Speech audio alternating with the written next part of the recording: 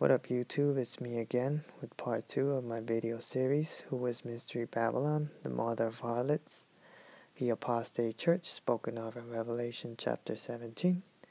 And in our previous video, we gathered clues in regards to the colors that this woman goes by, which were the colors purple and scarlet that she likes to wear. For our next clue, we go to Revelation chapter 17 and verse 18, and it reads, "And the woman which you saw is that great city which reigns over the kings of the earth." Another verse in Revelation that mentions a great city is Revelation chapter 11 and verse 8. It says, "And their dead bodies shall lie in the street of the great city, which spiritually is called Sodom and Egypt, where also our Lord was crucified." Now, here we have our candidates, and we're going to see which one of them is that great city. We're going to compare one with the other and see which one fits these verses best. Again, Revelation 17:18 and Revelations 11:8 speak of a great city. So, is there a connection between the two? Let's find out. Well, with our first candidate, the United States of America, if that great city is New York, it will also have to reign throughout the world. As it says, reigns over the kings of the earth.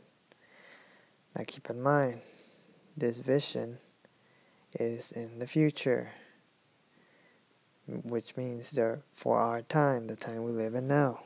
So, is this city, or New York City, reigning over the kings of the earth? No.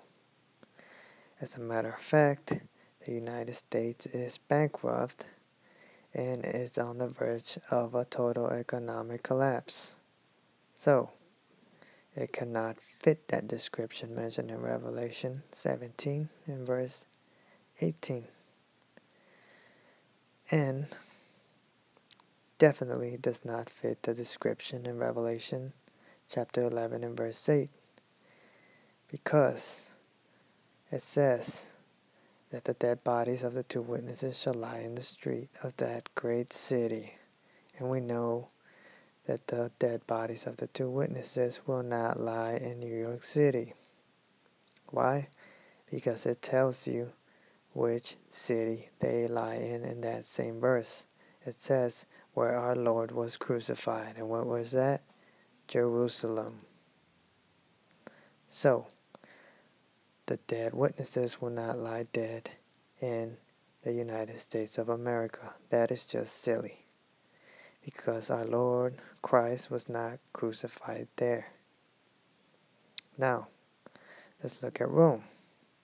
Rome can be considered a great city, which not necessarily reigns over all the kings of the earth, but it has a fair amount of power in the political picture today. The Vatican has a fair amount of power. It is very much a great city. Now, if this great city in Revelation 17:18 is the same one as Revelation 11 and verse 8, it will not fit the description. Why? Because, for one, it says, the dead bodies shall lie in the street of the two witnesses.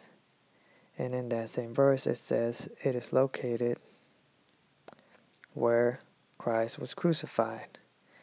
And we know that Rome is not where our Lord was crucified. So, therefore, it will not be where the dead bodies of the two witnesses shall lie. Again, it does not fit the description.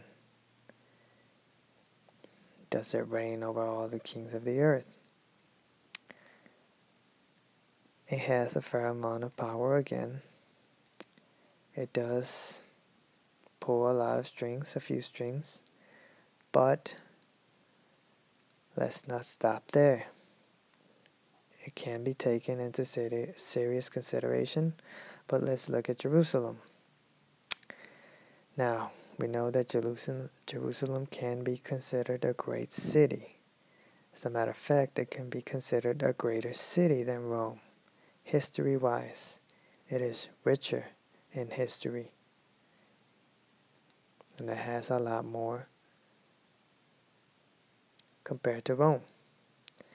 So, if again, Revelation 17 and verse 18 has a connection with Revelations chapter 11 and verse 8, where the dead bodies shall lie in the street of the two witnesses, which is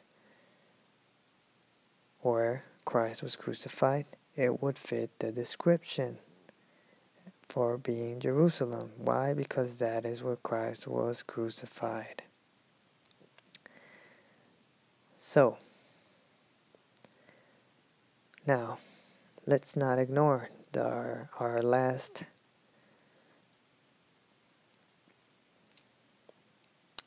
horse in this race, so to speak, which is ancient Babylon or modern day Iraq. Well, if you've been paying attention so far, this one has been striking left and right.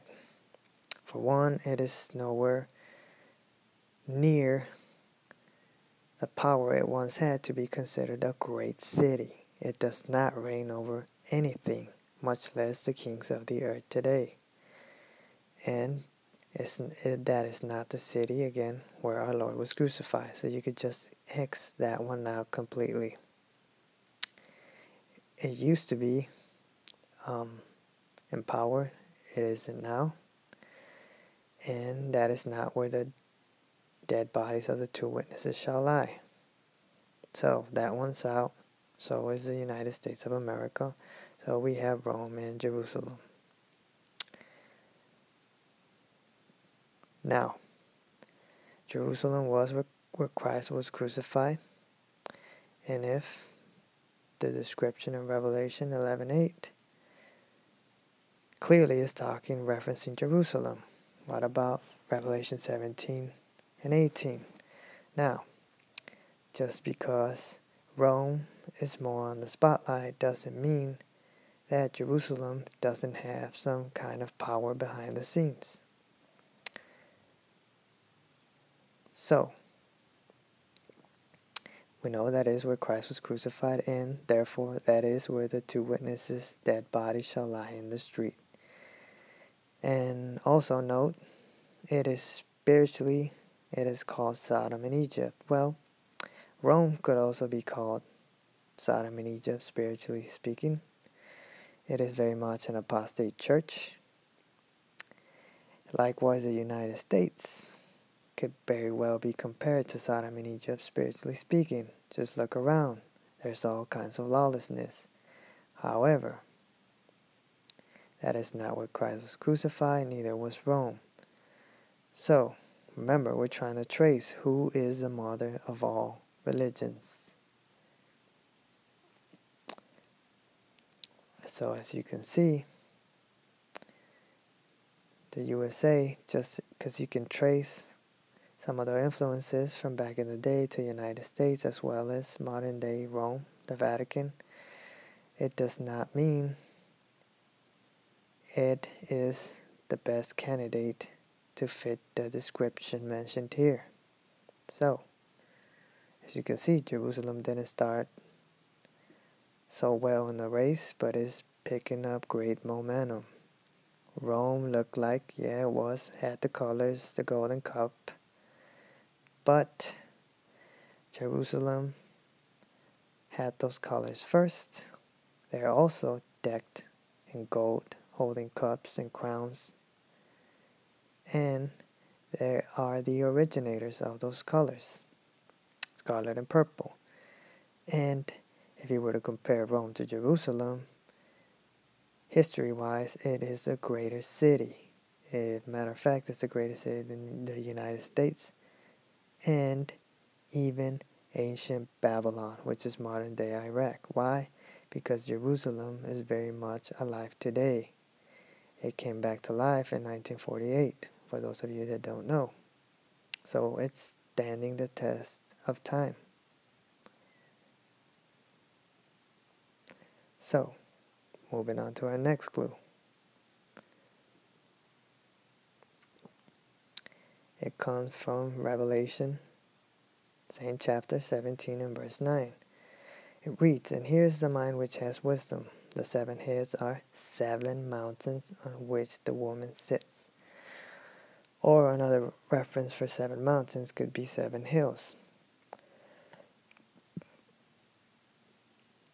She sits on 7 hills. Well, there's plenty of cities that sit on 7 hills. Plenty of cities that sit on 7 hills throughout the whole world. Yes, Rome sits on 7 hills, but Jerusalem also sits on 7 hills. Look it up. Wikipedia. Type in cities that sit on 7 hills. You will find Jerusalem there. I bet many of you did not know that. What about the USA? Yes, there's a lot of cities throughout the country that sit on 7 hills, including some just outside of New York City. But in the actual city of New York City, no, you will not find New York City sitting on 7 hills.